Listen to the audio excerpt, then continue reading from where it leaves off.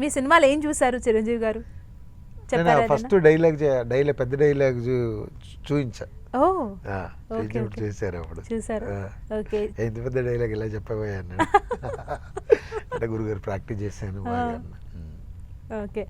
సంపూర్ణేష్ బాబు అంటే కొబ్బరిమట్ట, హృదయకాలయం ఇలాంటి మూవీస్ మాత్రమే గుర్తొస్తాయి. ఇంకా మేము వేరే చూడాలనుకుంటున్నాం సంపూర్ణేష్ బాబుని. వస్తాయా? అయితే అది ఏమైందంటే హృదయకాలయం, కొబ్బరిమట్ట 100% నవ్వుకున్నారు. మళ్ళీ అంత రీచ్ కాకపోవడం ఏంటంటే మిగతా సినిమాలలో 20%, 30%, 40%, 50% వరకే నవ్వుకున్నారు కాబట్టి ఆల్రెడీ 100 వరకు నవ్వుకున్నారు కాబట్టి అంతకు రీచ్ కాలేకపోతుంది. అంటే ఇప్పుడు నేను ఈ 2 సినిమాలే చెప్తున్నా, ఉదయకాలయం, కొబ్బరిమట్ట. అంతకు ముందు సినిమాల్లో ఎక్కడ డ్రాబ్యాక్ ఉందనుకుంటున్నారు మీరు? అంటే ఒక ఎక్స్పీరియన్స్ వస్తుంది కదా ఆ మూవీస్ విషయంలో, పాత సినిమాలు దానికి ముందు.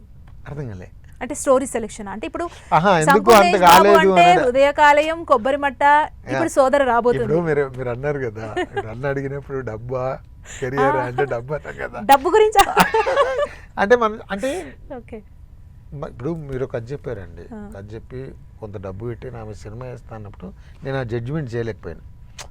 దానికి చాలా కారణాలు అయ్యండి. ఇది అవుతుందా, అవ్వదా, లేకపోతే ఇది నడవదా అని జడ్జిమెంట్. ఇప్పుడు నాకు హృదయకాలం చేసినప్పుడు అంతా నేను వేసుకున్నాను, కొబ్బరిమట్ట వేసినప్పుడు అంతా నేను వేసుకున్నాను.